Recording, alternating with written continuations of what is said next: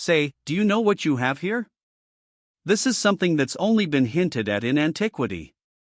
For the first time ever, we're laying eyes on the actual Gospel of Judas. Think about it. This was the only Jesus I ever saw when I was growing up, but it has troubled me as to why Western culture has taken hold of this portrait as though it was painted by Peter himself while Jesus posed. For a long time, several images of Jesus Christ have depicted him as light-skinned and light in almost every portrait.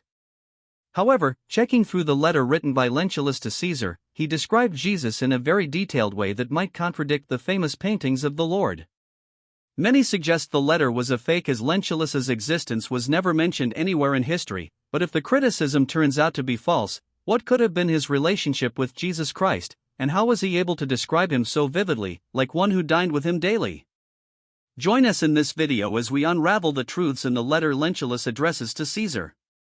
The Letter of Lentulus to Caesar. In the 20th century, one of the earliest depictions of Jesus was the Divine Mercy image, which was popular among Roman Catholics and Anglicans. The pattern of the image is said to have been miraculously shown to Saint Faustina Kowalska in a vision of Jesus in 1931 in Poland. Faustina wrote in her diary that Jesus appeared to her and asked her to paint an image according to the pattern she saw. Faustina eventually found an artist named Eugene Kazimierowski to depict the Divine Mercy image of Jesus with his right hand raised in a sign of blessing and the left hand touching the garment near his breast, with two large rays, one red and the other white, emanating from near his heart. These words indicate that the image represents the graces of divine mercy poured out upon the world, especially through baptism and the Eucharist. Many different versions of this image have been painted, but Jesus made it clear in the vision to Faustina that the painting itself is not what is important. When Saint Faustina first saw the original image that was being painted under her direction, she wept in disappointment and complained to Jesus, "Who will paint you as beautiful as you are?" In answer, she heard these words, "Not in the beauty of the color nor of the brush lies the greatness of this image, but in my grace." Another significant painting of Jesus was The Head of Christ by Warner Sulman, where he portrays Jesus from his head to chest region, and his gaze fixed in a direction.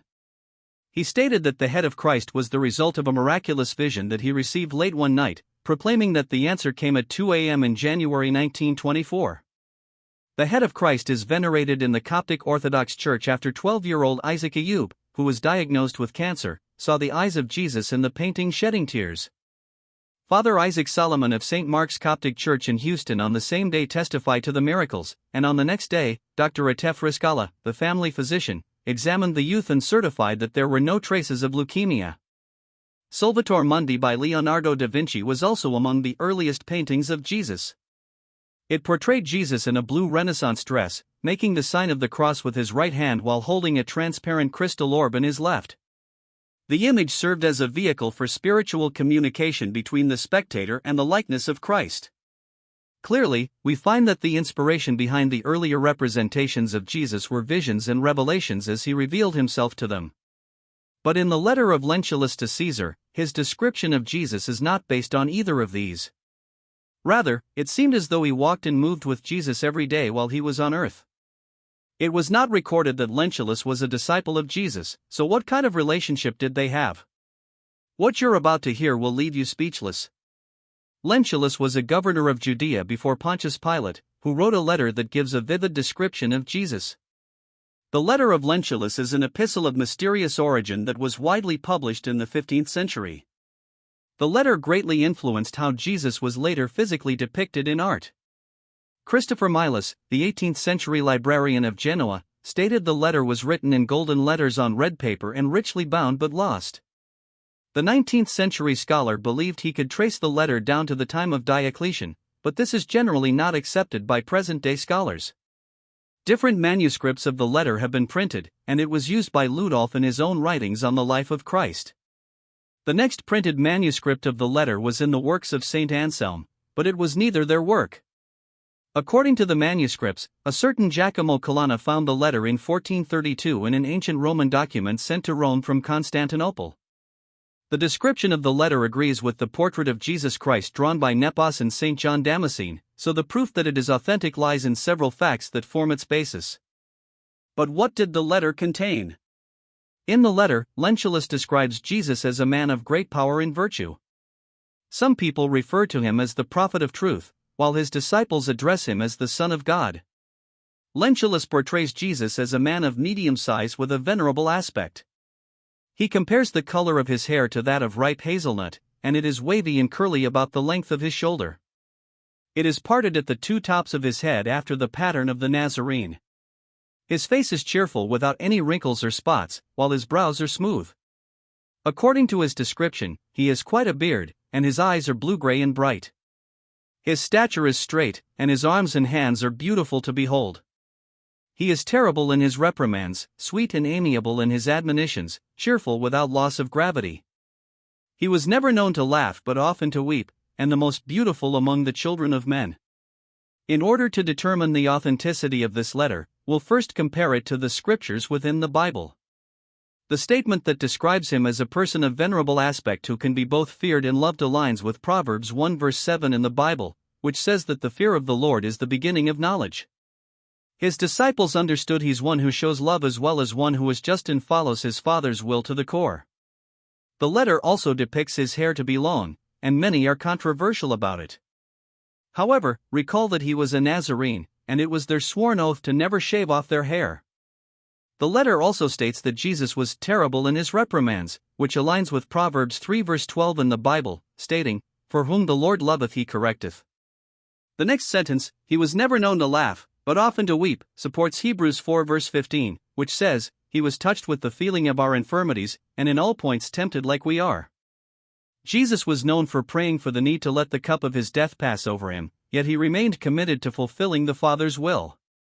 One last controversial statement in Lentulus's letter described Jesus as the most beautiful among the children of men, but in Isaiah 53 verse 2, it says, "He had no beauty or majesty to attract us to him, nothing in his appearance that we should desire him." Many scholars suggest that this discrepancy could stem from different people's spiritual understanding of Jesus. Other important arguments in favor of the letter's authenticity have been considered. Scholars have stressed that the letter must be apocryphal, similar to other biblical works like the Epistle of Barnabas or the Shepherd of Hermas. Additionally, the 15th century manuscripts make no mention of Publius Lentulus as the governor of Judea, suggesting that this title may have been introduced from other sources. Lentulus may have been a Roman official visiting Judea at the time, and Roman history mentions several individuals from the Lentuli family active around the period of Jesus' ministry. Given that Roman officials could address letters to the Senate, the authenticity of Lentulus's letter deserves deeper consideration. The Letter of Lentulus provides a detailed description of Jesus based on biblical records, but there are other records outside of the Bible as well. For instance, King Abgar of Edessa, one of the first Christian kings, is said to have written to Jesus, calling him the good physician and asking him to heal his disease. Although some claim that Jesus healed Abgar, Jesus' response to the letter indicates that he did not personally visit him but would send a disciple in his place. This account aligns with Lentulus's description of Jesus healing infirmities. In another letter, Pontius Pilate writes to Tiberius Caesar, describing Jesus as strict, pious, and an ambassador of truth, which also supports Lentulus's portrayal of Jesus as the prophet of truth and one who was stern in his reprimands. These letters correspond with the descriptions in Lentulus's letter, suggesting that Lentulus indeed saw Jesus.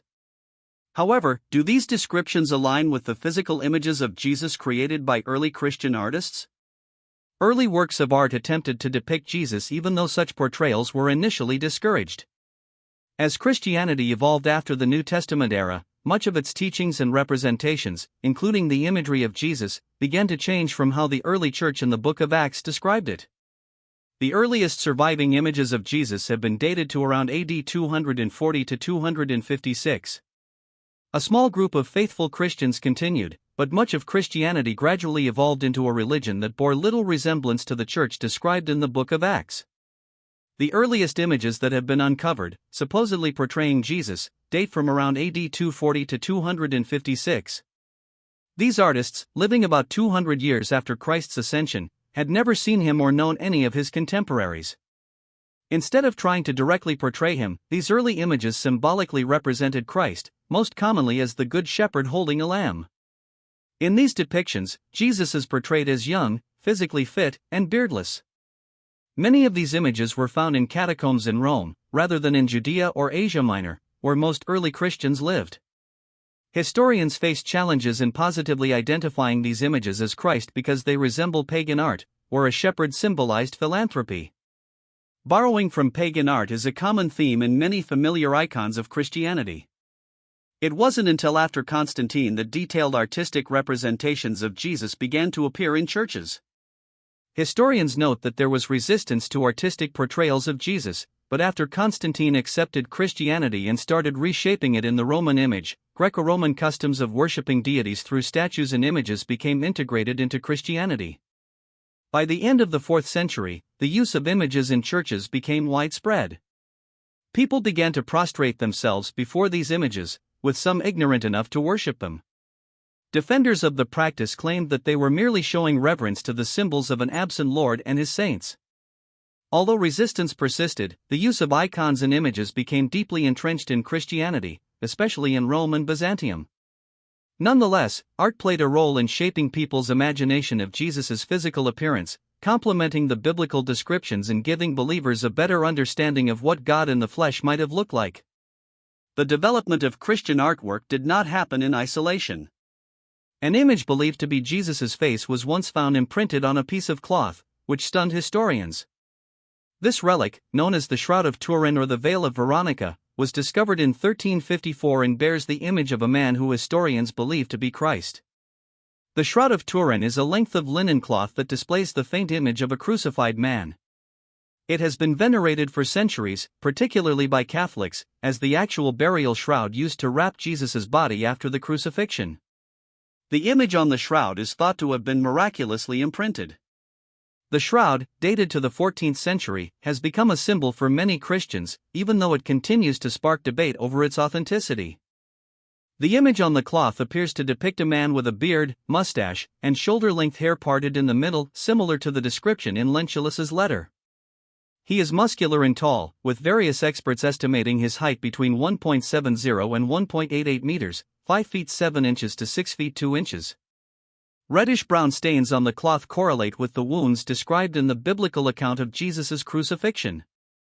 Over time, the controversy surrounding the Shroud of Turin has waned, and it is now revered as a holy relic. However, some continue to rely solely on the Bible for their understanding of Jesus' appearance, considering it the truest source in discovering who Jesus was. The Bible provides limited information about Jesus' physical appearance, and much of what we think about his looks has been shaped by cultural and historical interpretations. Contrary to the popular Western image of Jesus as a fair-skinned, light-haired, blue-eyed man, the Bible gives no explicit description of his features. The most common depictions come from Western art, which has been influenced by representations of Greek and Roman gods like Zeus, starting from the 4th century. Jesus was a Jewish man from Bethlehem, raised in Nazareth during the 1st century, which strongly suggests that he would have looked like a typical Middle Eastern man of his time. He was about 30 years old when he began his ministry, Luke 3 verse 23. In Matthew 26 verses 46 to 56, Judas Iscariot had to point Jesus out to the soldiers because he blended in with his disciples, indicating that his appearance was not extraordinary or particularly distinctive. There are passages in the Bible that some scholars believe provide subtle clues about Jesus' appearance. For instance, Revelation 1 verses 14 to 15 describes his hair as white like wool and his feet as like burnished bronze, suggesting darker skin. Additionally, early artistic depictions, such as a 6th century portrait found in Israel, show Jesus with short, curly hair, which was common in Eastern Byzantine art. In contrast, Jesus' long-haired, bearded image in Western art was heavily influenced by depictions of Greek and Roman gods. After Constantine's conversion to Christianity, Jesus began to be represented with features similar to Zeus, often shown in long robes and surrounded by a halo. A more recent and possibly accurate depiction of Jesus came from a 2001 forensic reconstruction based on a 1st century Israeli skull. This image portrayed him with olive brown skin, dark brown or black hair, and brown eyes, traits typical of people from Judea and Egypt at the time. He was estimated to have stood around 5 feet 5 inches, 166 centimeters, which was the average height for men in that era. Despite these efforts, there remains no definitive answer to what Jesus looked like.